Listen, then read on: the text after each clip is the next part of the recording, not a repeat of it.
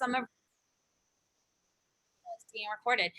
So some of you are joining us virtually, and then there's many of you that are here in the training room. And we have technology glitches today, which goes perfect with what I'm going to talk about today in our shareholder meeting about technology and technology platforms and the experience. Because we were forced to go to technology platforms, whether you liked it or not, during a pandemic. And so if you wanted to survive in this industry, you had to keep up somehow to be able to do business if you were an independent contractor or owned your own business. Same with the restaurants. We had to get creative if we didn't do enough catering because companies were shut down, so they weren't using us. So what could we provide at a steakhouse that people don't want to take, ironically, a $90 steak to go? I don't understand it. Why don't you want a $450 bill? And so we had to get creative with the pop-ups, and we, did the chicken pop-up, and we did this and that. And so we're going to be talking about that today. So Ashley's going to be running the slides. Ashley's going to be running the chat box. If you have any questions, concerns, comments, throw them in the chat. Ashley will let us know when there's something there. I'm going to be presenting more to everybody in here, and you will hear the words next slide or show video because Ashley will be taking care of that stuff here. So thank you for understanding. All right, so let's get started. Again, COVID's still here. So Jason is not, Jason Lynn Scott. So I think it was maybe his son, daughter, or somebody was exposed in their classroom, which is happening a lot more. The son, daughter is negative, but can't be here because they had to wait a certain amount of time. So we do have a video from Jason.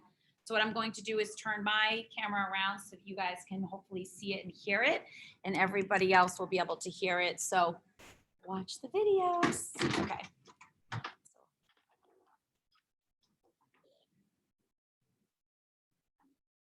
You want to press play? Good morning, everyone. Glad I'm able to join you via video. I had a sick kid, so I can't be there live, but I thought I'd improvise and set this up tonight. I'm actually recording this on the last day of summer. Can you believe that?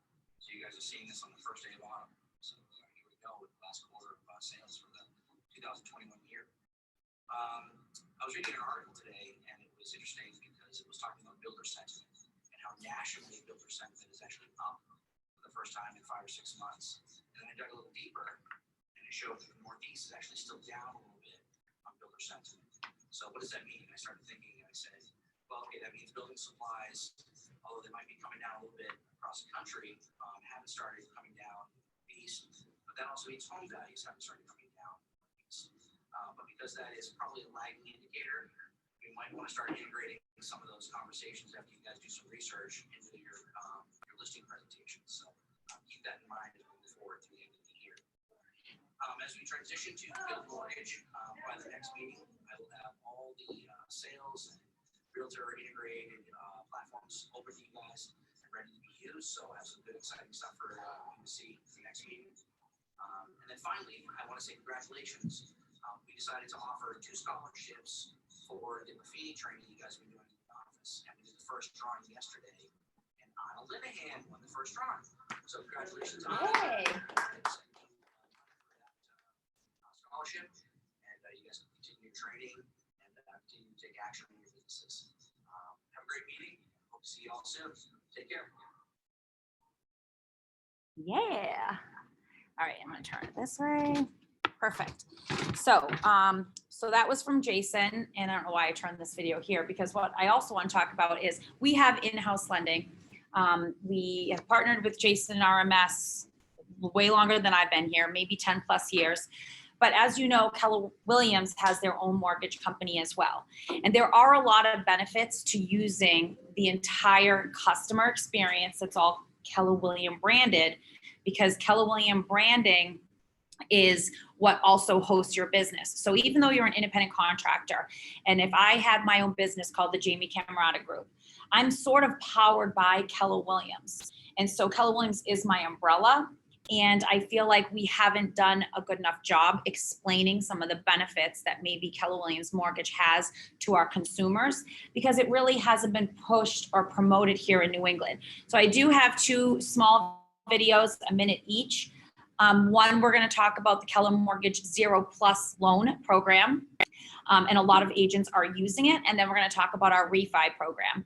I then suggest, if you have any questions about Keller Williams Mortgage, that you go to kellerwilliammortgage.com. It takes 6 minutes to get pre-approved. They do pre-qualify and pre-approve, so make sure you're using the right one. Pre-approved means that they've sent in all of their information. They've sent in their pay stubs, they've sent in tax returns, things like that. Pre-qualified just means that I filled in a couple of numbers. Hopefully I was lying to you. And so based on good deed and good information and good faith, that we are going to give you that money. So I'm going to play these 2 videos for you and we will move on.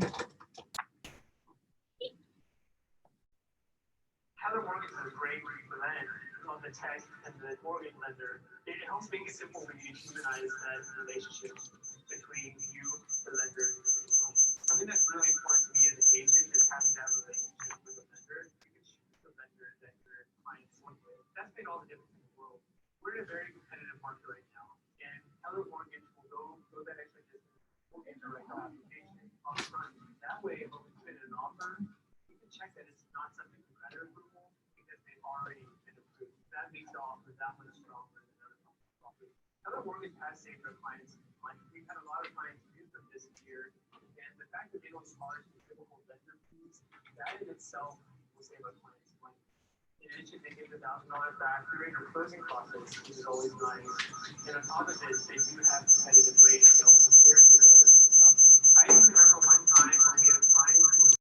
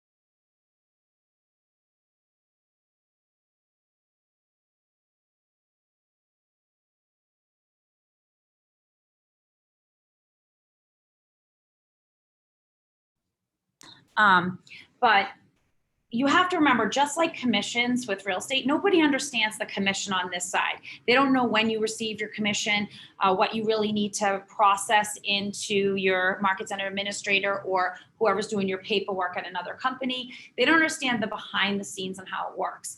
And you stay in your lane. How many of you really know how it works on the lending portion and how they get paid? Nobody. Nobody here knows how it works. And the bank pays them. What did you say? The bank pays them? So the bank pays them.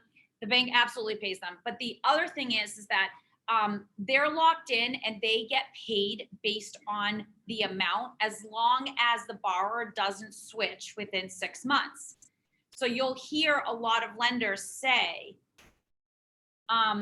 you know, we're going to lock in at 6 months, then I'll reach out to you to see if you want to refi, but please don't change banks or don't change any of this for 6 months. It's not because of the bank doesn't want that. It's because if that switches, then they get dinged, and on their next commission, they make less.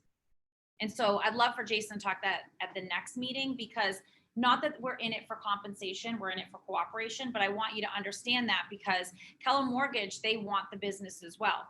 And so that's why they can have your clients sign a form, and we'll be putting that form with the shareholder meeting today, that if you have this conversation, you're just giving them some information. It's a disclosure form for information that we're not selling them on any Keller Williams mortgage company or any other company. We're just disclosing that there's an opportunity here. Here's some factual information that I have if you qualify, and then they take it from there. So if you do have any questions, please let us know.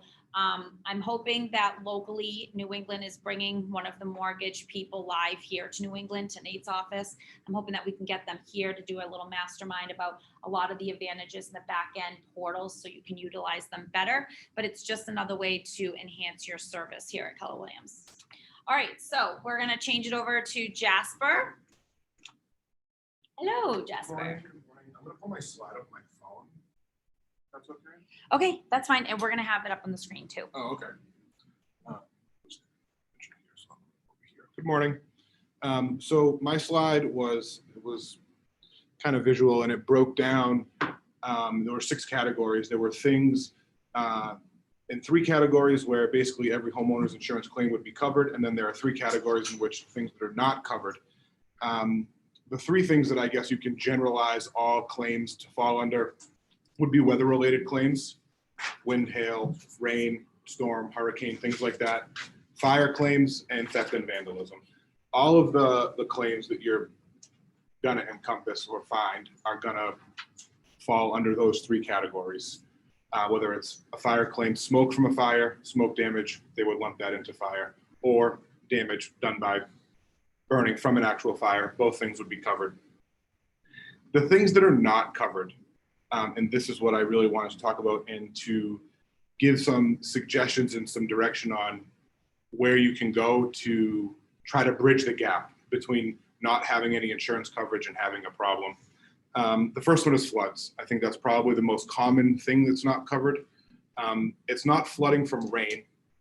It's flooding from a body of water, river, something like that. The easiest way to get that covered would be a flood insurance policy, whether it's private market flood insurance or an FIP program, which for new home purchases is not problematic. They have a 30-day waiting period.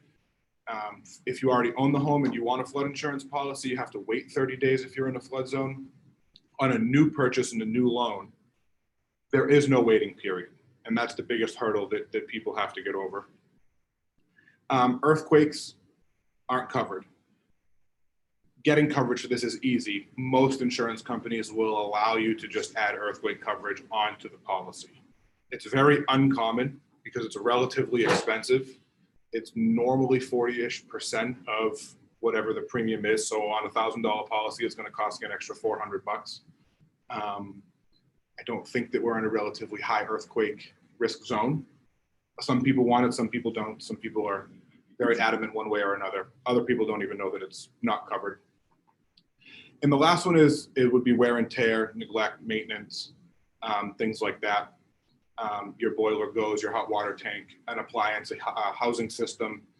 Easiest way to get that covered is a warranty, a home warranty. I'm blanking on American Home Shield, AHS, is a relatively good product. I believe on new purchase houses, again, there are less hoops to have to jump through when getting a home warranty with no waiting periods because it's a new home. And the warranty company's eyes is you're, in a perfect world, you're getting an inspection. So you're gonna uncover any problems right away. We all know inspections to be kind of scarce right now. The warranty company is not checking, but that is a good way to get housing systems covered, not necessarily for neglect, but for manufacturer defect is probably better. If the boiler dies because of old age, the hot water tank goes because of old age, it's going to be tricky, but you get into a gray area very quickly when considering what is old age and, you know, what is a manufacturer defect. And my understanding is they're relatively generous when it comes to classifying the cause of the problem. It doesn't often get chalked up to old age and wear and tear, needing to be replaced. I think a big key with that would be not waiting till the end of the life. If you've got a 30-year boiler and at year 35 it goes, you're going to have a tougher time getting that covered as opposed to a 30-year boiler and at year 28 it goes. So just things to keep in mind on ways to kind of bridge that gap on things that aren't covered for home buyers, especially now when you're not getting every house inspected. That's all we got. Thank you. You are welcome. So that is a slide on the PowerPoint. We'll also attach that flyer to the email so that you don't have to go through all the slides to find it for your convenience. So, Mitchell, next up. Nice to see all of you. A couple of things that have come up a few times in the past few weeks, so we'd like to keep you current. Title V, everybody know what Title V is here in Massachusetts, septic systems? Okay. There is a misconception that you do not have to do a Title V examination if there was no lender involved. The law is still the law. One thing has nothing to do with the other, so you still need to do the testing and so on and so forth. A passing Title V report is good for 2 years before a conveyance and for 6 months after a conveyance. Meaning, if you, let's say it's a cash deal, so there is no bank involved. We have 6 months after the closing to get a passing test and be in compliance with the law. Okay. Now, if there's a lender involved, they are typically, and there needs to be a repair or a replacement. The lender is typically going to require plans that are approved by the town and so on and so forth, and written estimates, depending on each bank is different as to how many they want and which one they take. So the point being is, and I've said this a million times, if you have a seller and when you do your listing appointment, you find out that they have a septic system, my suggestion is to get the testing done immediately. Don't wait until you have a buyer, because you don't have a lot of time there if it fails to get things done. And what banks typically do, if I just told you about the estimate and so on and so forth, they take the highest estimate and then they want to hold in escrow 1.5 times that highest escrow. So the seller's got his or her money tied up for a long time. Much better to get it done immediately upon taking the listing, and it's a non-issue. Yes. Is the Title V report like reported at the registry? So No. when you say to be in compliance with the law, do they just hold on to it for that, or? Well, I mean, if you're talking about are there Title V police out there? No. Okay. But that being Who's said, gonna rat? That's Attorney Mitchell. It's a- right. But my job is to tell you what the law is. What you choose to do with the law is up to you. But the vast majority of these transactions are with lender finance. Yeah. So there isn't going to be the ability to. I've gotten that question in my class, and I'm Yeah. like, I don't know. No. We can only tell you what the law is. What you choose to do with it is up to you. And the other topic I want to talk about is condominiums. There are certain things that the buyer's side is entitled to from you folks on the listing side. And let me tell you what those are. There is the master deed, declaration of trust, any bylaws that are out there, any rules and regulations that are out there, the most recent budget, and the last couple of minutes from meetings. Now, for these 2 to 4 family deals, they aren't doing all those things. So that's a different kettle of fish. But for the mature, around here, you've got some complexes of some size. They have all those things.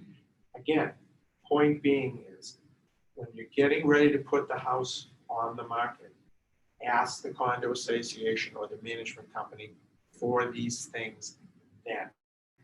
I've had 2 transactions that are being held up for purchase and sale because those documents weren't all asked for early, and now we're asking for them 5 minutes before things are supposed to be signed. And the scrambling, and the buyer's entitled to it. So it's not like you can say, well, it's not the peanuts. Well, they're entitled to it. And yes, you can find a master deed online at the Registry of Deeds website. You can find a declaration of trust. So same thing. Everything else I just said is not recorded. So it's got to be obtained from the association. So again. I'll make one comment on that. Yes, sir. Some associations will not talk to brokers, and you have to have your seller. Right. And there's and even if it's a simple, you're correct, and it's and something as simple as, I want to ask you a question. I can't talk to you. I can only talk to the homeowner. Or same thing with lawyers. They won't talk to us either. So again, if you find this out a month or 6 weeks before closing, you can futz around with it. If you find it out 15 minutes before you're supposed to sign the purchase sale agreement, it ain't as easy. So again, get out ahead of it. The rules are going to be the same every time. Those are the items I just listed are the items that are going to be asked for. Now, there's some lawyers that don't do great jobs and they don't ask for it. Okay, so that you at least you have. But in New Hampshire, you do it as a part of the purchase and sales of the offer Right. that they have 10 days to review that. Correct. I was talking about Massachusetts. Okay, last thing, we have lunch and learns. Go ahead. You didn't mention master insurance. That isn't something that necessarily needs to be seen before the fact. Again, nothing wrong with asking for it, but a lawyer is not necessarily going to hold up a signing for that, especially with a large complex, because they know the insurances. That's on the registry also. No, but maybe it's not online. Not the registry of deeds. Like The master. Master deed is, but not. No, you're talking about insurance.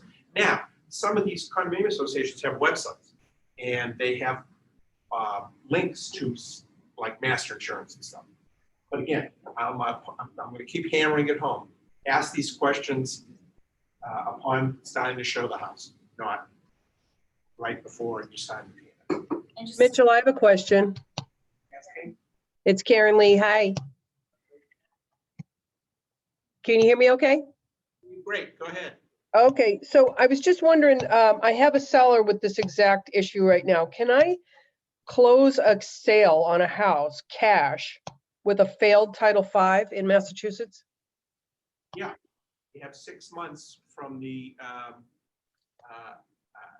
from the closing to have it repaired or replaced. The buyer or the seller? That's negotiable. Okay, okay. And cash deals, you can do whatever the heck you want. Not the Thank case. you. Not the case on lending. cash is king. I just want to say something about the condos too. You also forget that most of the condo associations are run by people of the condos, like, right? So when you send an email, they're not in the same sense of urgency as the seller, the buyer, the attorneys are. And so I know living in a condo, 2 different condos before, it would be a 2-week window that they would say, here's your request, and we have up to 2 weeks to give you that request. So Mitchell is right. It is a board of volunteers mostly, and they're not very apt to getting back to you at the sense of urgency that you need it. And that's probably another reason why you should. Yeah, plus they have other jobs, so then they might not be looking at your stuff during the day. Yes, I think it's most advisable to have the client do it ahead of time. Like I talked about at the listing appointment. That's Ideally. You have to get all of this ready, so. sure. But you should make sure. Oh, yeah. And then our lunch and learn. Lunch and learn. Next one we do this every month. We think we're going to try to do them on separate days from Correct. after this because it's kind of a So long time. Expect you guys to sit here. Our next one is Thursday, October 21st. Get a nice lunch from Wegmans, Yeah. and we try to share all the brilliance that we've All the come up do's with and in the don'ts. past months since the last time. And I think everybody that does attend will say that they hopefully learn something new every time. I know I learn something new every time, and I've been doing this for a long time, so. When is it? October 21st. Is that Thursday? Yeah. Did I have the right day? Yeah, Thursday. It's my birthday. That is James' birthday. I miss We're lunch. gonna have to celebrate that. We'll also have So, alcohol. No. that could be a potential possibility as a mimosa toast. But so thank you, Mitchell. And yes, I agree. I've been to a few of the lunch and learns, and they're very interactive.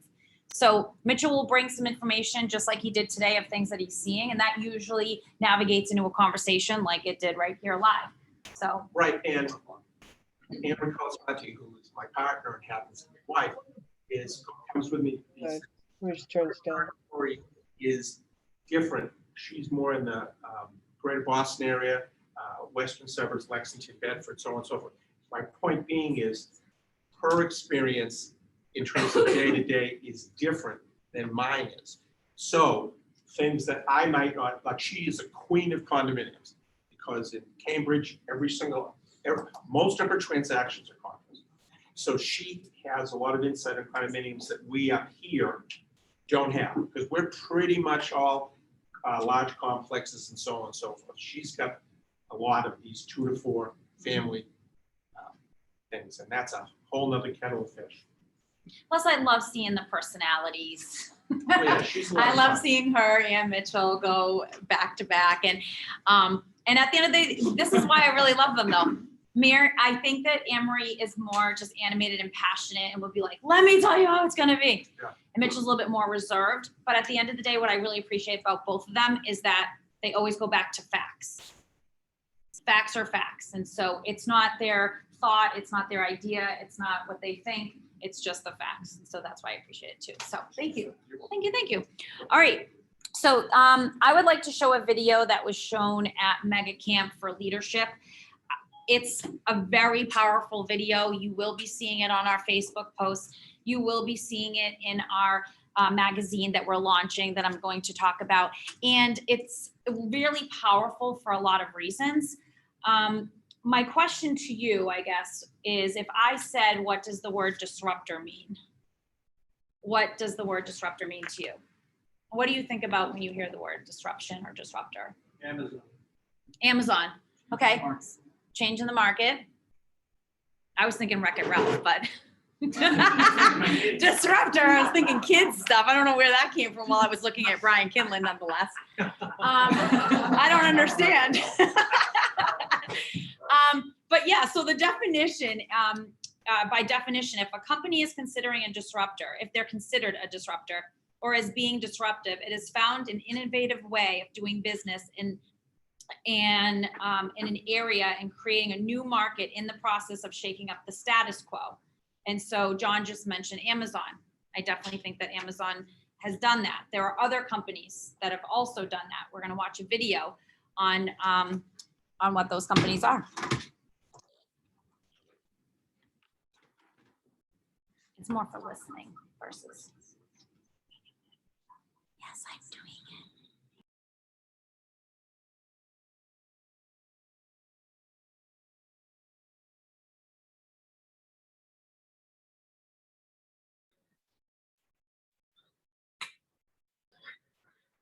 Auto dealerships used to be measured in the square footage.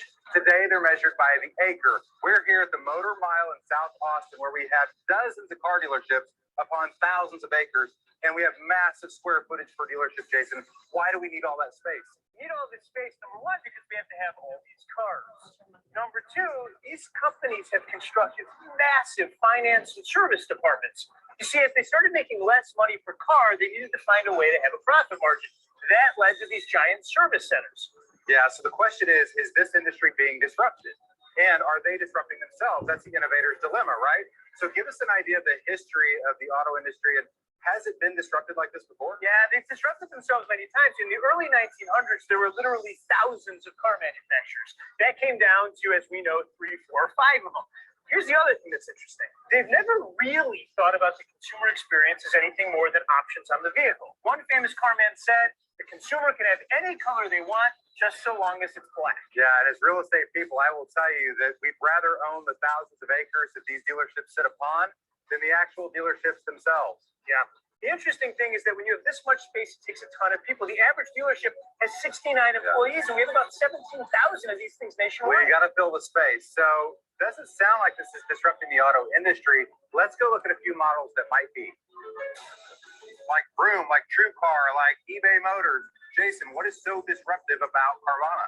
Nothing. As a matter of fact, it's just a used car lot on the side of an expressway. I mean, what do they have? They have hours. They have salespeople. They have a giant vending machine not filled with luxury cars. Yeah, so here's the question. There's a lot of hype. There's a lot of press around Carvana right now. They're the fastest growing used car dealership on the side of a highway. Why? Because it's a used car dealership on the side of a highway. It turns out not very much has changed so far in this industry. But in 8 years, they weren't profitable, and now they are. What happened? COVID happened. The consumer behavior changed. They came out with touchless delivery. The lesson there for us is if the consumer is going to change behavior, we have to change our business model. Yeah, so we haven't found anything disruptive yet. We'll keep looking. Let's look at a company that may be the one. Now we're going to see what disruption really feels like.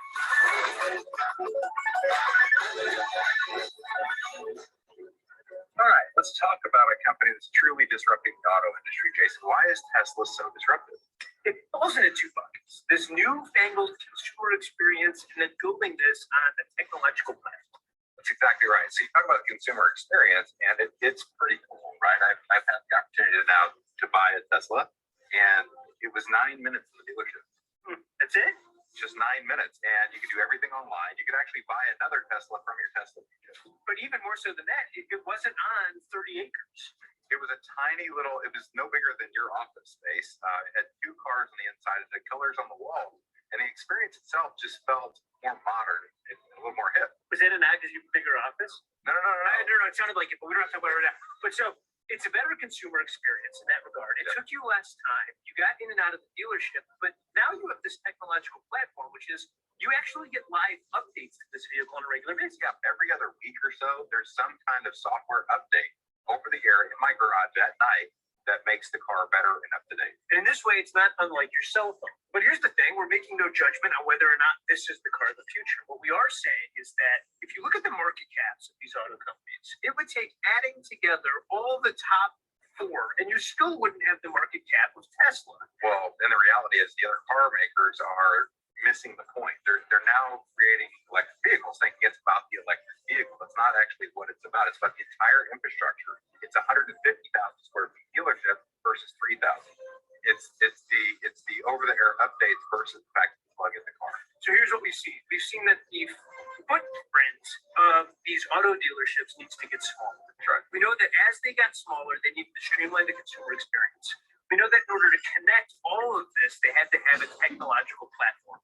So when I look up and I think about Keller Williams, we built the technological platform for the consumer. We built Command for the agent. We built Market Center and for leadership. Now we have to take our physical space and we have to ask the question, how do we make these footprints smaller so that they solve problems quickly? Yeah, I think the great point here is that not just real estate's being disrupted. Everybody's being disrupted. And the auto industry, the illustration we've used today is a great example of an industry that people thought would never be affected by e-commerce, right? Remember when people didn't put their credit card information online and that was the biggest challenge you had? And then remember when people weren't going to buy clothing online because you had to try it on? And then remember when people never buy a car online? Well, that's not true. Well, you'd never buy a house online. It's too complex. Actually, that's not exactly the case. With the iBuyer movement, we're actually seeing some people buy and sell online. I was famous for saying, I don't think anyone's going to swipe right to buy a house. The truth of the matter is, I still kind of believe that. I believe that relationship still matters. I still believe in the fiduciary. And when you bought this car, there was a salesperson that knew all about it that met you at the dealership. Yeah, they weren't pushy at all. But you know what? More important than all of that. There you have it, Keller Williams. Okay, so thank you.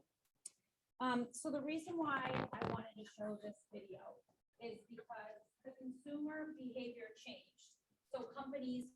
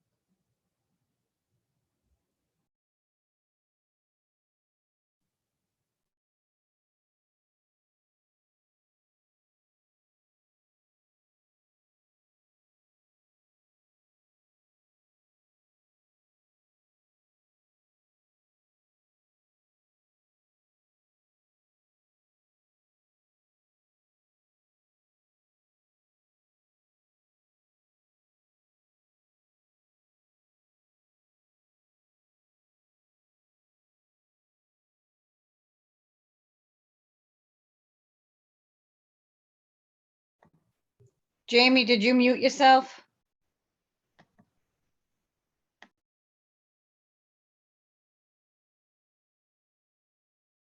I don't know what to tell you. And so what I wanted to tell you about this is, you know, the word disruptor is so big that the experience they said was modern and hip. Less than 9 minutes at the dealership. I'm all in. Who likes going to a dealership? I don't think anyone. Name one. If you love going to a dealership, please reach out to me. I don't like it, okay? Because it's a warm sale. It's actually a hot sale. At that point, it's a hot sale. So when you think about buyers and sellers, if they've gone onto the internet, they've seen the property, they've done some research, they've seen the neighborhood, they're a warm lead coming to your open house if they were sent by their agent or if they've seen it online. That is a warm lead. It's your job to convert them or to have their real estate agent, if they have an exclusive buyer contract, convert them as well. But when you go into a car dealership, I firmly believe that's a hot lead because you're only going there to what? You're buying a car. You know that you've already done the research and you have to test drive it. You have to test drive it to feel, do I want this car? Do I want that car? And so because of that experience, you want to make sure that it's up and coming. So 9 minutes to do that. The consumer behavior changed. Small office space. All they needed was a computer.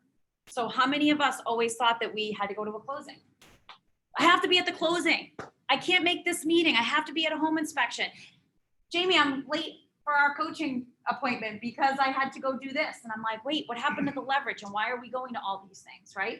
And then when COVID happened, we still figured out a way, both as an attorney, as a lender, real estate agents, appraisers, home inspectors, we still had to get through the process of selling the property.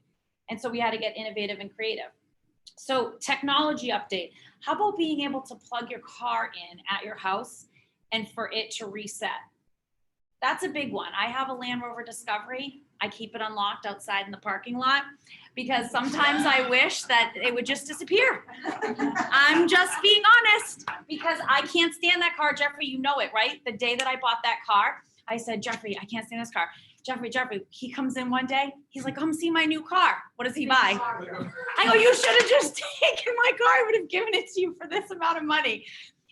With bigger cars, expensive cars, it's technology. And so it's glitchy. And I am not a patient person when it comes to not being able to plug in my kid's CarPlay or the navigation of where I need to go to a lacrosse game to be there on time. And so that's the world that we live in. And so it's aggravating. But with Tesla, you just plug it in. That would be great. And so they were innovative and the experience is there. So Tesla is about the entire experience and the infrastructure. At Keller Williams, it's the same thing. As you're growing your business, you've seen QR codes, right? So take a look in the back right there. You want to book a conference room, a training room, QR code. Way back when QR codes first came about, I think I was still with Lillian Montaldo back then. So that had to be 2009, 10, 11, somewhere there. And I remember when Lillian's like, we're going to use these on our signs. And I'm like, this is such a waste of time. And I'm a young person at the time, and I use my phone all the time.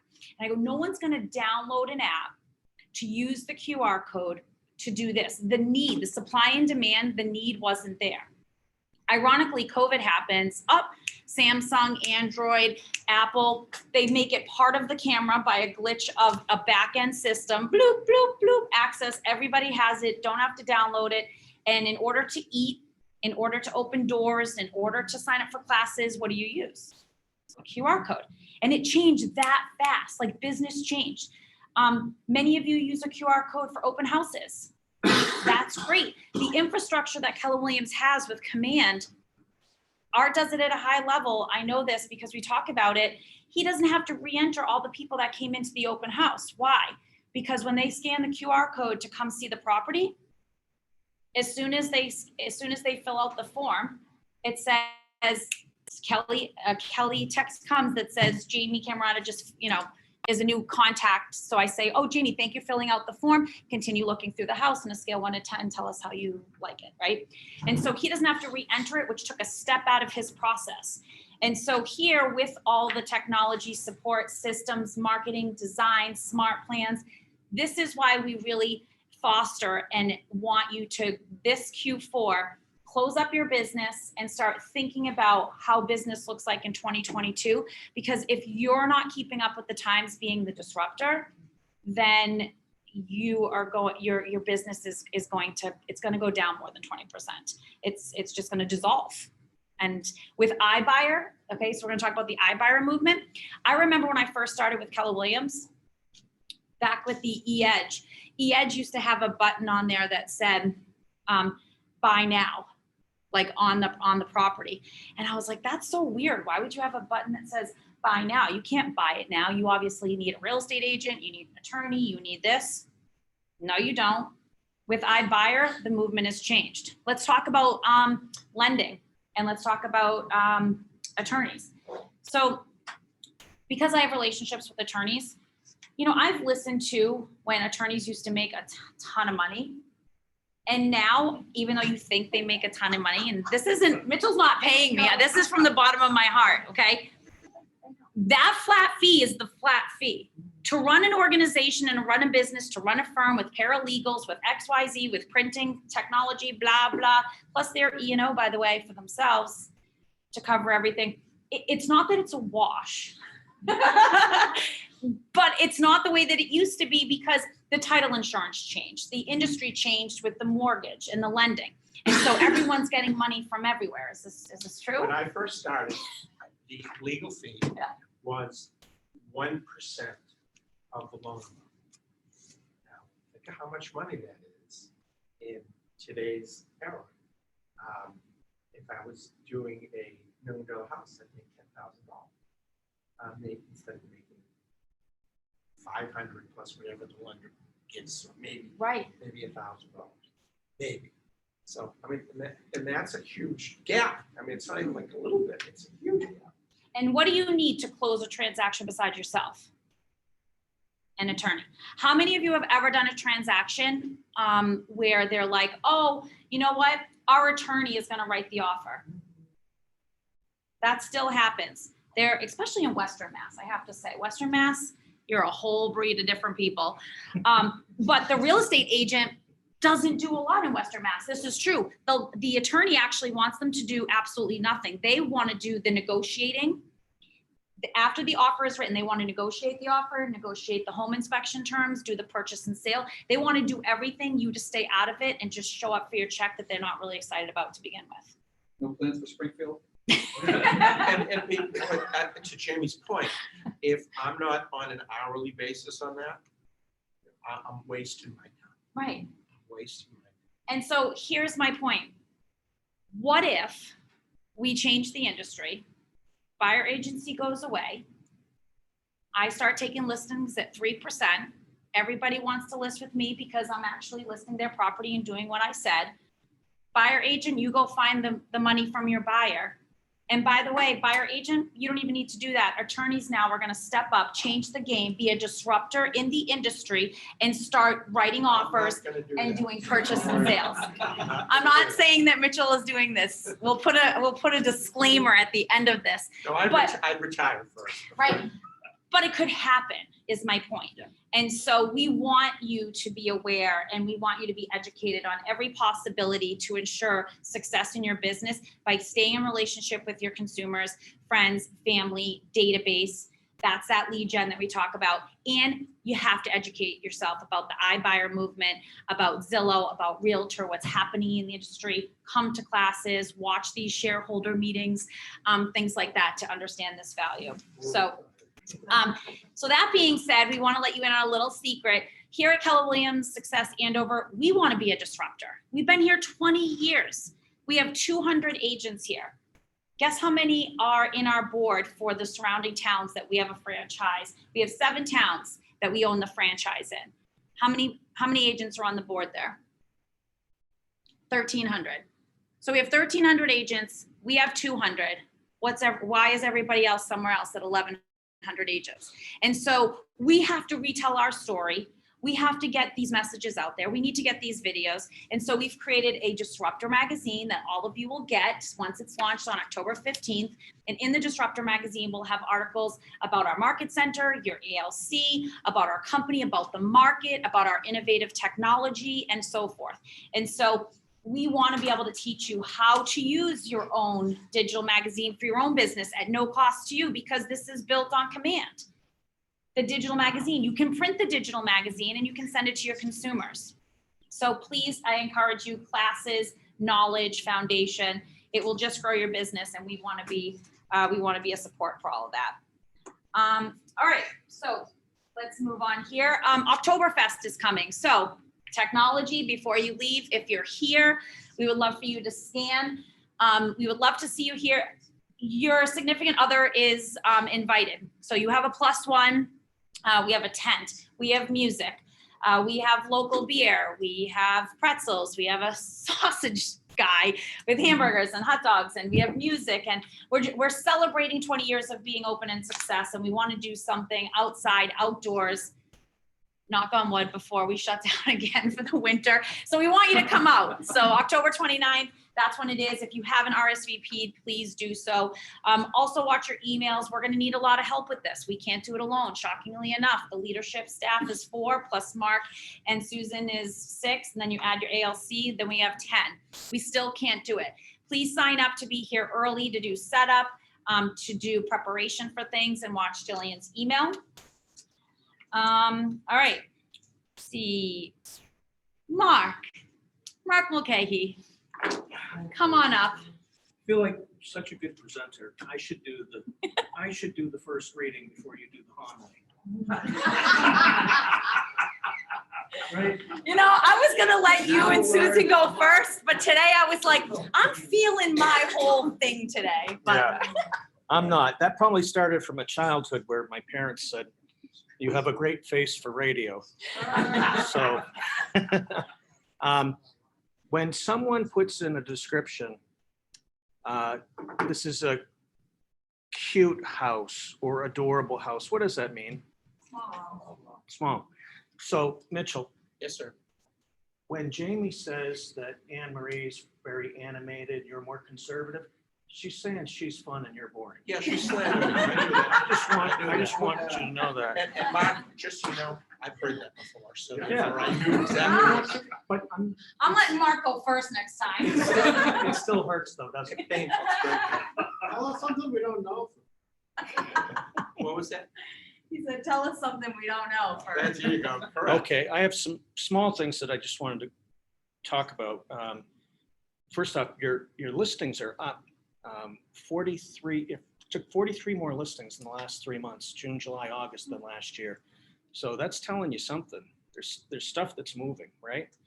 I don't need to talk about this, but Google bought a building for $2.1 billion because they think that real estate is, or commercial real estate with people coming back to work, is going to be huge. I can skip this one because this one kind of talks about how you really need an agent to see a property, and clearly we talked about that being different now with the iBuyer. This is the one I wanted to read to you. This is today. I read this every morning. It's the John Maxwell, the Maxwell Daily Reader. And it's got 365 days in here, and I read it every single year. So this is what I want to, today. When you partner with others, Thomas Jefferson observed, a candle loses nothing when it lights up another candle. That is the real nature of partnership. I find that many people don't think that way. They believe that sharing means losing something, but I don't think that's true. Every person possesses one of two mindsets, scarcity or abundance, something that we hear in real estate with KW, right? People with a scarcity mindset believe that there's only so much to go around, so you have to scrap for everything you can and protect whatever you have at all costs. This reminds me of working at other real estate companies before I came to KW. People with an abundance mindset believe there's always enough to go around. If you have an idea, share it. You can always come up with another one. If you have money, give some of it away. You can always make more. If you have only one piece of pie, let someone else eat it. You can bake another one. I believe that in this area, you get from life what you expect. You can hoard what little you have and receive no more, or you can give what you have and you will be rewarded with abundance. Your attitude makes the difference. So if you partner with another person and give generously, one way or another, you're going to get back what more than you give. And so it's totally how we believe at Keller Williams, right? We have masterminding, and we share our profits with you, and we share our education, and we share our financials, right? You know what the staff makes. You know what we pay for rent. You don't know what we pay for toilet paper, but you can figure out in supplies what those things are. And we're a big company on teaming and doing things together, right? If one person rakes a lawn and it takes 4 hours, if two people rake the lawn, it's going to take an hour or 90 minutes, right? So keep sharing. And when we have work events, participate in them. It will help you in life. It'll help you in your business. The last thing I want to share is in profit share, which yesterday was profit share day, right? The 21st of every month. Found something where years ago, Mo Anderson said, if you have 15 people in your first level profit line, it will drastically change the course of your family's life. And I had the unique experience of someone that I work with who has 17 people in his profit share line. In his first level profit share line. And he just surpassed $1 million in July of lifetime profit share. And then going through all of your profit shares, I came upon Jeffrey, who has 16 people in his first level profit. So you think about that. Now, this person started in 2005, so 16 years ago. And that can drastically change someone's life, right? If you're making $100,000 a year in profit share when you're not here, how much money would you have to have in the bank? At 5%. And that was 16 years, right? Mm-hmm. And Jeffrey, how long have you been in real estate? 3.5. And how old are you? He's 59. Do the math. It's right. You just think about that, right? As the company continues to grow. So if you ever want to talk about profit share or anything like that, let me know. Happy to. Thank you. Excellent. Everyone's really motivated about money now. Okay, so Susan is not here today. She's celebrating with her husband his high school reunion. I'm not gonna let you know. It's a big number, but she did say in an email, like, I can't believe you didn't notice the number. And I was like, oh, I thought it was a single number. So they are celebrating that. And so she did say, as you dig into your 2022 business planning, remember this. We are not in a seller's market or a buyer's market. We are in a skills market. What that means is that you need to make sure that you are the agent who is best equipped to deal with the market issues and get them to a successful closing. In a market like this, it's not about selecting the cheapest agent because it looks easy and anyone can sell a house today. It's about selecting the best problem solver and negotiator and the most knowledgeable agent. Cost of service should not be an issue. The best agents are like the top surgeon in the area, in that they're worth every dollar of their professional fee because they get paid for what they know and what they know how to do. Best in the business to all of you. Hone your skills, practice with a partner, and not on your client. Plan now to sharpen your business skills. Find a mentor or other resources for sharpening your skills to be the best and win big in 2022. And what I really love about this leadership team is we don't even talk to each other until the actual shareholder meeting, and it all flows very nicely each time. So great, makes me happy. Okay, all right, Kate, do we have any housekeeping things in the MCA department? Good afternoon, everybody. So good to see you, or so maybe good morning. And I'm not going to be as philosophical as Mark or as Susan just was, but just a couple quick things. I am going to be putting out a list of agents who need their code of ethics before the end of the year. It's about 20-25 people, so we'll get you up on that. Just a reminder about your license. We are going to do our best to try to remind you if your license is expiring soon, but ultimately your responsibility, but we will do our best, so keep an eye on that. And then I would just like to thank you all for not only a wonderful welcome, first month and a half, but everybody's been so patient and so kind. So I have made my share of mistakes. Art sitting right in front of me, I made 2 major mistakes on him, and he's been very kind. So I want to thank you all. It's been it's smoothing out now, I should say. Thank you. Yes, and listen, we all make mistakes. There's oversights on everything, and it's all in the delivery. Last month, Susan did a really nice job talking about communication, over communicating, and reacting versus responding.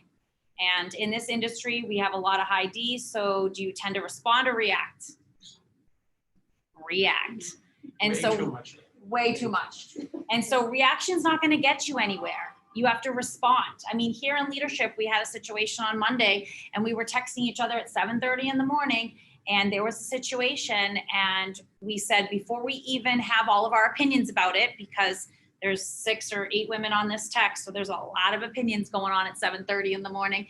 And so as we went through them, it came down to, let's just collect the facts before we respond, because the way that we all wanted to react would have got us nowhere. And so it's the same thing. So Kate, thank you so much for doing a great job. Agent, yes. In addition to what Jamie just said, I have entirely too many conversations with realtors when we have an issue. And then we have a discussion about the issue. And then the realtor wants to go down the road of, well, what if this happens? And what if that happens? And it's always the bad stuff. The Chicken Little road. And my answer is always, we'll have plenty of time to discuss that if that situation occurs. But why are we going to get you in a twin, and I use that word, now, when we don't know if we're ever going to end up there?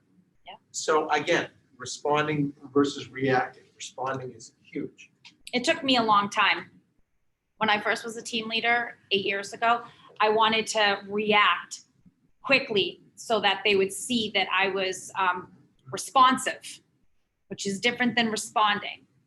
So I was reacting in every email and every situation and everything. I wanted to prove my value, and I wanted to hurry up and take care of everything. And then what I noticed is I was taking care of everything, but then I had to go back and take care of it again because I really didn't take care of it because I was reacting and not responding. Try that out as a riddle. So responding, yes. Reacting, no. All right, Agent Leadership Council, we have a couple of housekeeping things. Steve, I hope you're enjoying Florida. He's on vacation. I know that for the Finance Committee that we are going to be bringing profit and loss, wealth building, and business planning in Q4. So that's going to be coming out those dates. We also have our golf tournament coming up. If you're interested in the last golf tournament of the season, I think it's October 7th. Please see Deb Higgins. More information will be coming out about that. You already know about the Oktoberfest. Jeffrey, I know Jeffrey had lead generating yesterday. Anything coming on the calendar? I know we talked about something for November. Yes, we have 2. We have October 14, 1 to 2. And what I want to do was something that was requested yesterday, to have like an open date. So the people that came in yesterday, they were just asking me questions about different scenarios and anything in particular. We've done lead generation and everything. But yesterday, they were just asking questions about their scenarios, or what to do this, what to do that. Everybody has a different question. So I decided to do one day open like that. You can ask me anything about the process from A to Z. Okay. And I'll go into detail. That's October 14. from 1 to 2. Then November 18th, from 4 p.m. to 7 p.m. Mhm. We're gonna be having a lead generation marathon. Jamie is bringing pizza and drinks. So Jen is my sister. No, That's it says spooky. Jamie. I know, but I thought you said Jen at the Yeah, beginning. she can go too. So bring your laptop and headsets if you have them available. If not, order on Amazon. Yeah. So we were talking about lead generating, and one thing when Jeffrey and I were talking, we said, November is a great time to organically and naturally give back. And so we all think about lead generating as picking up the phone, calling just solds under agreement, and hounding people for something. Well, what if you reversed it and you called and you made gratitude calls? That's lead generating. That's you checking up on the people that you care and love the most. Everybody that's in your contacts, when you go to your contacts on your Apple iPhone and you scroll to the bottom, it's going to give you a number. That number is how many contacts you have in there. If you're not willing to call every single one of those contacts, take that person out. They're just creating storage anyway. And that's why you have to pay $14.99 like me with Apple. In that class, we're gonna show how with iCloud, Mhm. whoever has an iPhone, and I'm finding out with our Androids how we can do it. So Yep. we will be able to extract all your contacts, change it into a CSV, and upload it massively to Boom. Command, and then create a Wow. smart plan that will text and email for you. You just have to make the call. So I heard that Jeffrey and his team will be walking around and helping everybody with this process on this special night of pizza and lead generating. But it's a great idea. Mr. Durkin. Hi. Hey, everyone. So what we have planned for our next training is going to be September, it's actually next Tuesday, the 28th. So we're going to conduct a quick training on lead generation, some of the innovative ways that Jamie kind of talked about how we capture some of those leads and then how we're able to grab them into command. I'm going to talk a little bit about that on Tuesday, September 28th. I believe class time is 1 12:30. p.m. 1 p.m. Mhm. 1. And hope you can join that. And if you've got any other inputs for the tech training, please please join that time, and we'd love to chat with you at that time. Excellent. And I feel like Vanna White today. Letter E. Right. We all know that you start with the STRLM. I used to watch with my grandmother. Okay, so we're gonna. Hi, Jen. Hi, Jen Houlihan. How are you? Hi, Jen Bauer. Hi, everybody. Okay, so we want to say a congratulations to Holly Mcguire. Holly was an agent here in our office, and she went on referral status. So what does that mean? There are agents who need full-time jobs, they retire, they move, but they still have an active license with the state of Massachusetts. And when you have an active license, not that you're actively participating. So let's make this clear. Active license means that you're still doing your CEUs, and according to the board, you're still in active status. You might not actively be showing properties and doing stuff with the brokerage, but in order for you to legally get paid a referral fee, you have to be associated with a brokerage. One of the advantages that we have here at Keller Williams that I don't believe any company has, by the way, is that I personally don't think if you're a referral agent only, that you should be enduring all of these splits and costs, because you're not actively participating. And unless you are Holly with a $40,000 referral fee, you're not going to be hitting our cap. And so if you're a non-participating, actively involved agent and you're active but on referral status, then when you get a 25% referral fee, we're only taking 10%. 6% is going to Texas, 4% is staying in-house for small costs, and they're going to receive that additional percentage. And so Holly was lucky enough to give some referral business to Janet Faulkner and Associates for commercial. Took a while. It happened to be a big transaction. And because she just referred the business and was patient, an amazing, approximately between 38 and 42,000 referral fee went to Holly. And so we just wanted to say congratulations. And if there's any properties, I mean, if you think about it, there's a lot of commercial vacancy. And I think that's going to continue. But at the same time, I don't know if that's really going away. So it's probably the best time to start thinking about reading the investor book by Keller Williams, maybe even doing, John Maron's so great at this, maybe you want to do a book club or a mastermind on it, John, and just threw it over there, about investing in properties, because here's the thing, they're going to be bought up at low costs. And so it is a great time to start considering maybe these buildings or multifamilies or things like that. And so, you know, being a tenant last year or last 2 years versus being a landlord during COVID, no thanks. No thanks. Because as the landlord, there were so many things going on that a lot of them weren't even collecting money from the tenant. And so that's probably not the best time for a lot of them. So they got fed up. And right now, what are they doing? I want to get rid of it. And so they want to get rid of it, not just get rid of it with an unrealistic price, by the way, like I just want to like get rid of it and either hold my money or 1031 exchange. So just wanted to say that. Congratulations to Holly and referring business. Some of the things that you have seen us do on Facebook, we just want to give a little bit of clarity on the just listed, under agreement, and just sold. I'm just going to turn this around for all of you. I think that you've all seen this on our Facebook posts. I want to explain the concept of why we're doing it and why it's beneficial potentially to your business if you choose that. So a lot of you want instant gratification. And so you want somebody to do your marketing for you. We just don't have that capability to provide everything free for you. I don't believe any company actually gives all that for free. It's either built into your split, a fee cost, per transaction cost, however you slice and dice it, whether you're talking a Compass, this one, that one, you're paying for it. In the end, you're always paying for it. And so here, you pay $63 a month, so you're paying for it. So we decided, wouldn't it be great to recognize those that just listed, under agreement, just sold, made you a template, put it on our KW Success Facebook page, and if you choose to share it on your personal page, it's already built for you. So if it's just listed, it's all about you. If it's under agreement, it's about you and the co-broke. There's a professional standard in the industry that why wouldn't we recognize our co-brokes in the industry? Their companies aren't. We want to be the disruptor. We should be promoting professional people, right? And then with the just sold, we want to congratulate both parties as well.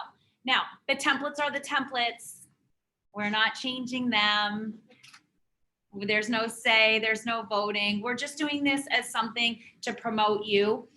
We call your co-broke. Kate calls every co-broke when your property goes under agreement. And Kate says, I just want to let you know you're in a transaction with Art Durkin on 123 Main Street. My name's Kate Gilmartin. I want to let you know that I'm another resource if you need anything in the transaction process, paperwork process, any questions, I want to be of another resource for you. I call after they sell the property and I say, hey, Art, congratulations, you finally sold that property. I know that Kate called you halfway through the process. Did you ever need her services? How did the transaction go? So it's building relationships. Now, naturally, is that a recruiting process and technique? Yes. Is that the ultimate goal? I don't look at my job as recruiting. I never have. I don't even call myself a recruiter. My job is to educate people on a different opportunity that if they need it or if they want it or if they're interested in it, they have enough information and they have a safe relationship that when something goes wrong at their brokerage, they feel comfortable picking up the phone to call me versus me calling when something is hot and heavy. That's not authentic and they're probably not going to take my call because everybody else is doing the same thing. So here's the thing with New Hampshire. The New Hampshire MLS, okay, they don't tag the under agreement co-broke during the under agreement flagging process. So if you want a pretty marketing piece and you have a New Hampshire property, we can only do it for sold on time unless you send us an email with the property, co-broke, things like that for us to do an under agreement because we're not going to know. That being said, you'll get an email about all of those rules. Okay, next. What did I do? Oh, so speaking of co-brokes, so we had co-broke appreciation in June. We're having another one in December. I always ask you guys to let us know who is professional in the industry and who's doing a great job. And so we want to congratulate Anna and her co-broke, Courtney. And I want to say that Anna said Courtney just went above and beyond working for her buyer, keeping the deal together with a very, very challenging financial situation. This deal had already fallen apart on literally the 11th hour because of financing. So it was very high level stress for everybody, and it looked like it was heading that way again. Courtney stayed on top of the bank, all parties that needed to be pushed in order to keep things going. Another agent that didn't care potentially as much probably would have let it fall apart. And this is the difference in the industry. And so for that, we want to congratulate doing a great transaction with Courtney and her professionalism. So thank you to Courtney and to Anna. And so we'll be promoting the co-broke moving forward. The next slide says that you pay $621 to be a part of the board. Many of you say, what do I pay $621 for? Well, educate yourself with the platform, please. Start there. There's services. You have a legal hotline there. If you can't get to Mitchell, if you can't get to your broker, you have resources. They do free CEUs. They have free trainings. They have a lot of resources.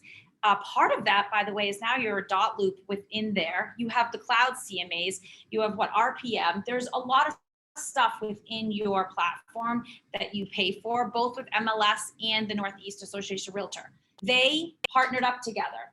So they're trying to provide one big umbrella package for you. Here are some upcoming events. Kate mentioned you need Code of Ethics. They're free. If you can't make it to that, we're putting together something with Andy Consoli to come in-house to teach CEUs. They will be sponsored. They'll still be free to you, but they'll be live here inside of our training room. So check out with that. Tomorrow and today after our meeting and tomorrow, join Sarah for the Seller 101 that we're running. If you have any questions, please reach out to Sarah about that. She's also doing the MREA series, which is like a book club series. It's a mastermind breaking down every chapter so that you really understand what that red book is. And as you know, the red book can be very overwhelming. I'm not going to lie, but it talks about leads, it talks about leverage, and it talks about money. You need those three to be in this business. And it gets you going. And it gets you going. And so you should know the basics and every year reread it because you're going to get something different out of it because you're in a different stage in your business. The next slide shows showing time and models and systems with Art and Michael. We've already discussed for Tuesday, September 28th. And then finally, we have two more. We have Stop Getting Ready to Get Ready. That's my favorite saying. This is my favorite saying. How many people know somebody who's getting ready to get ready to get ready? I'm getting ready. I'm getting my office ready. I'm buying the supplies. I'm buying the notebooks. I'm buying the pens. It looks so good in here. It smells great. It's so great. Zero production. Well, why do we even Zero be scared this. because they feel like they need to know everything? Yes. Like you're not. You never just gonna know need a anything plan until and you do need to it. set goals. You need accountability and you need to get out of your own way. So Sarah will be putting that on October 13th at 10 a.m. And then finally, my favorite, business planning. So business planning is 1000% one of my favorite trainings here at Keller Williams. Business planning is not just for real estate agents. This business planning can be for attorneys, lenders, anybody who's setting goals in their business. I absolutely love Gene Rivers. He's hilarious. He's from Florida. He keeps it entertaining. He means business. He knows his numbers. He is fantastic. One of my most favorite trainers. And so on October 20th and 21st, but after Mitchell's, I think is a lunch and learn. So it's 12 to 1. So, so Gene Rivers is going to split it up. I wonder why he splits it up with all these agents on Zoom. Nobody wants to sit a full day, Art Durkin?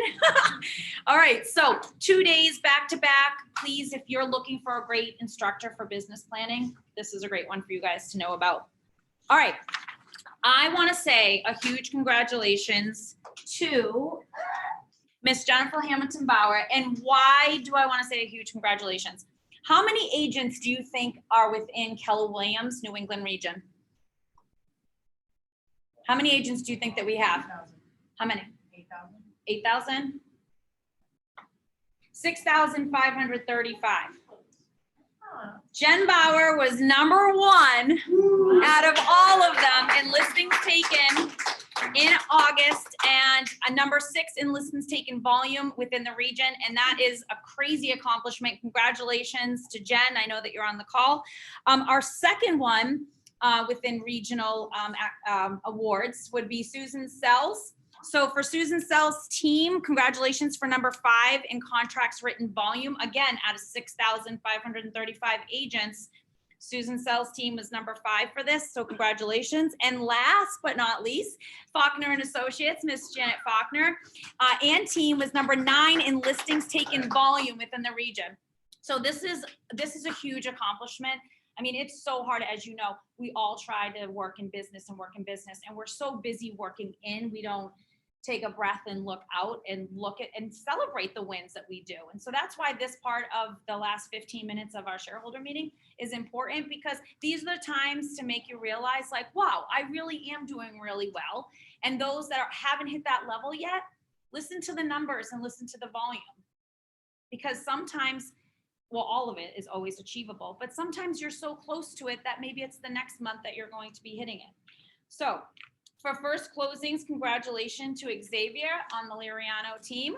We want to congratulate him on his first closing. Top profit share earner for the month of August was Susan Rockford, but we're going to go back to welcome new agents. I don't know how that got mixed up. So welcome our newest agents. Look at this women team. Let's go. We need to go recruit some men in here. So last month we had a big month of recruiting women. So Amy, Amanda, Dallas, Valerie, and Shannon, congratulations and welcome to our company. Top profit share earner, like I mentioned, is Susan Rockford for the month of August. Top individual close volume, congratulations, Jen Hamilton Bauer. What would be her closed volume in the month of August? So top individual closed volume. So closed volume, but for listings taken, she was number 1. But closed volume for closed locally, 3,475,000. So congratulations, Jen. Congratulations to the Susan Sells team for the top team for closed volume. That would be at 1.5 million. And congratulations to the top group closed volume. That would be Treetop Realty Group at $4,388,100. So congratulations to all of you. And we are moving on to closed units. So closed units, congratulations to Jen. How many units in the month of August? So she did 3.475 units. 9. Ooh, 8, Mr. Durkin, close. So for top team closed units is and she left, the Susan Donahue group, and she just walked out. I'm so proud of you. So for the Donahue group, 4 units closed in the month of August. Congratulations. And the top group closed units, Treetop Realty Group, was 9 units closed. Listings, guys, you guys are doing a great job on listings. I said this at the beginning of the year. Volume, as your team leader, I care about, but don't chase the volume, chase the units. The volume will follow. And so we are doing really well on listings taken. So I want to say congratulations to all of the $1 million worth of listings. Individual, Jen, Al, Sal, and Christine, congratulations for listing $1 million in the month of August. For the teams that listed $1 million was the Susan Sells team. Congratulations to them. And $1 million listed for group was the DNA Realty Group. So $1 million sold individual. It's great to list it, but we have to sell it. So we have Jen, Mr. Durkin, Marion Alexander, Anna, Karen, who's on the call, Cal Shetty, Dawn, and Daisy. Congratulations to all of you for selling over $1 million. And as you know, you need 4.2 million based on a 2.5% commission average to be a capper. So congratulations to all of you. $1 million sold teams, that would be Hartnett Homes and Susan Sells. Congratulations.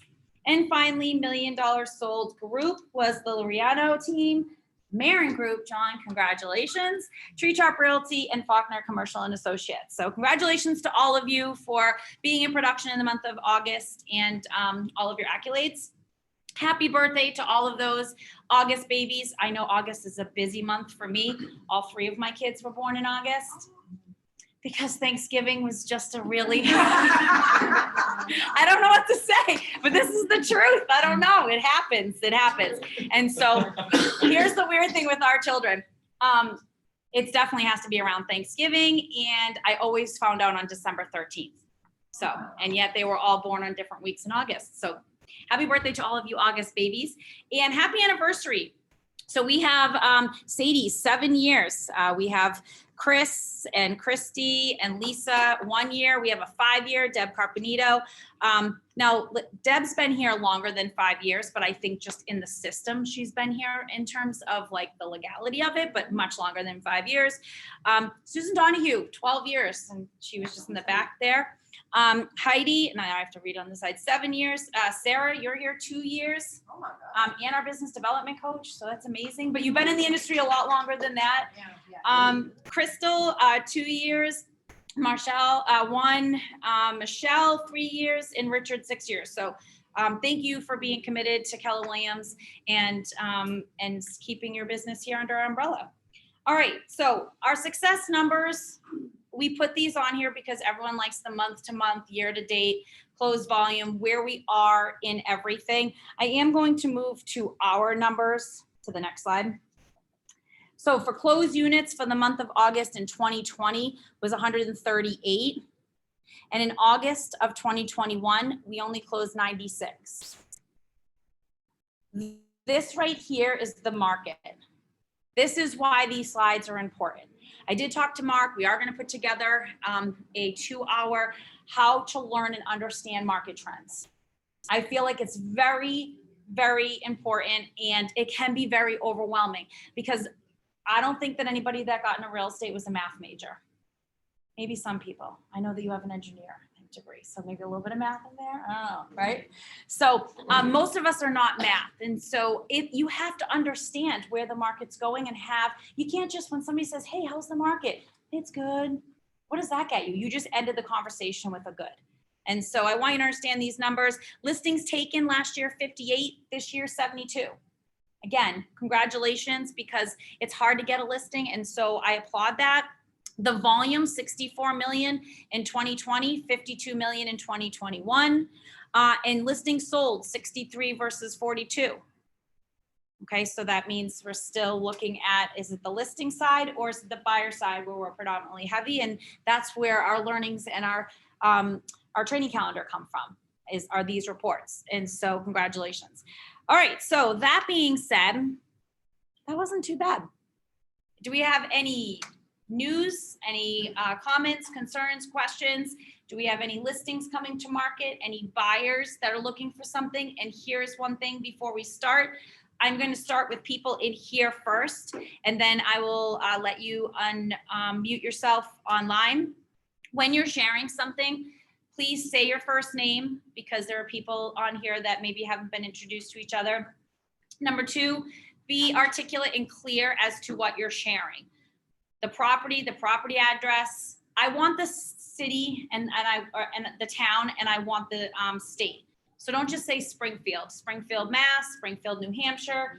How many bedrooms, how many baths, what's the price, when's it coming on? Just be specific about what you're sharing. So John Marin, I'm going to let him go first. Hey, everybody. I usually get the difficult listings, but I am listing a cherry this week. Woo! It is 31 Skyview Terrace in North Andover.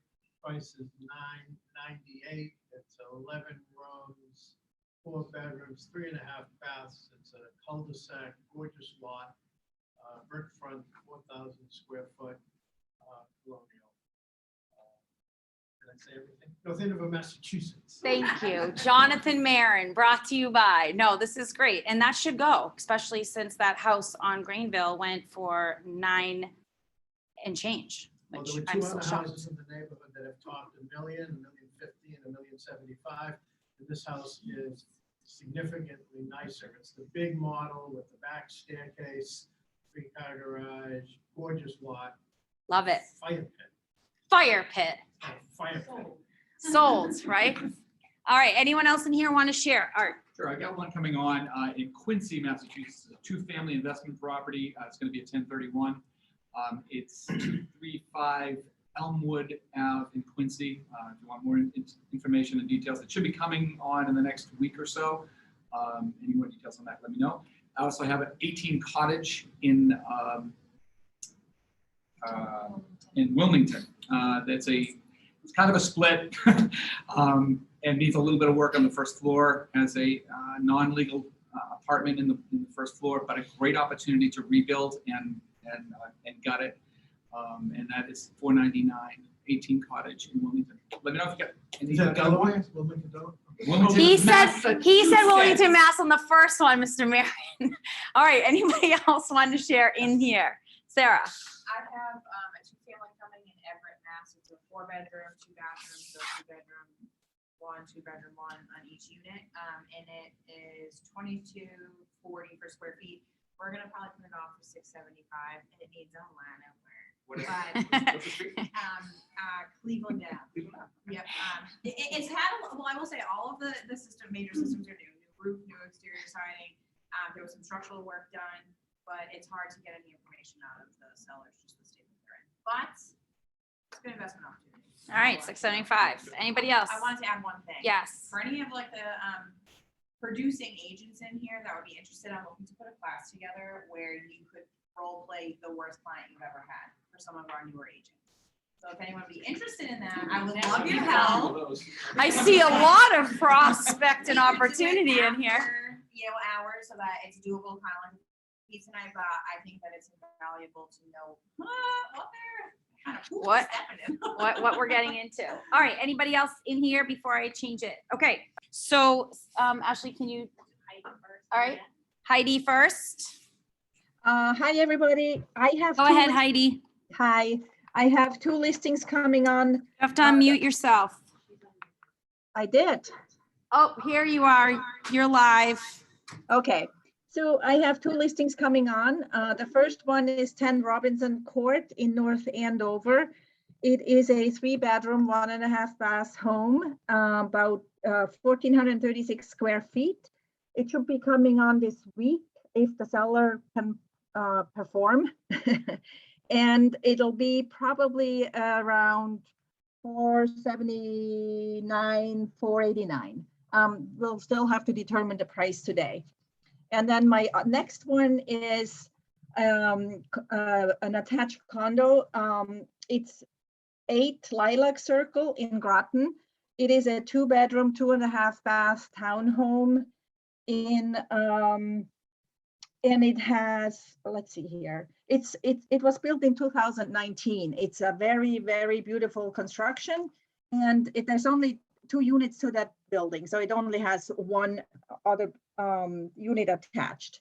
And that's gonna be coming on next week, and it'll probably be $495. That's it.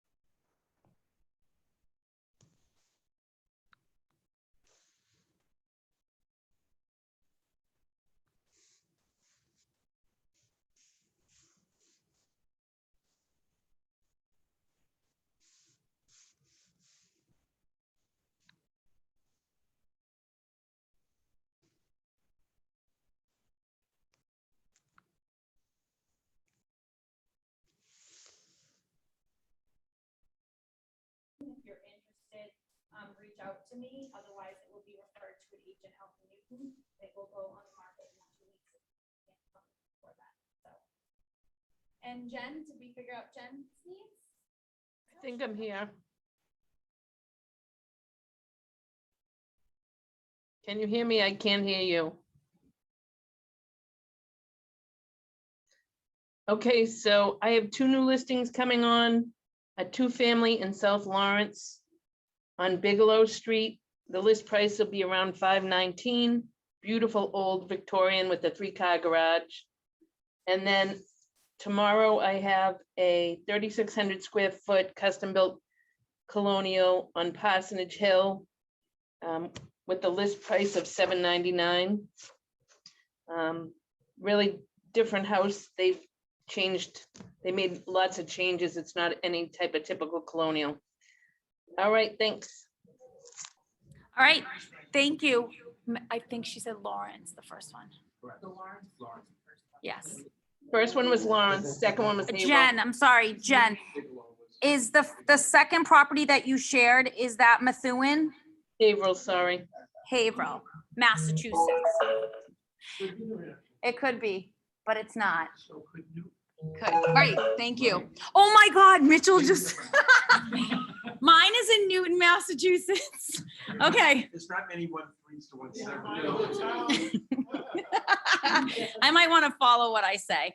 All right, so if that's it for now, look out for our October shareholder meeting, which will also be hybrid style. And if you haven't signed up for the Oktoberfest, please do, and any of the trainings that we mentioned today on the call, and have a great week. Thank you for joining.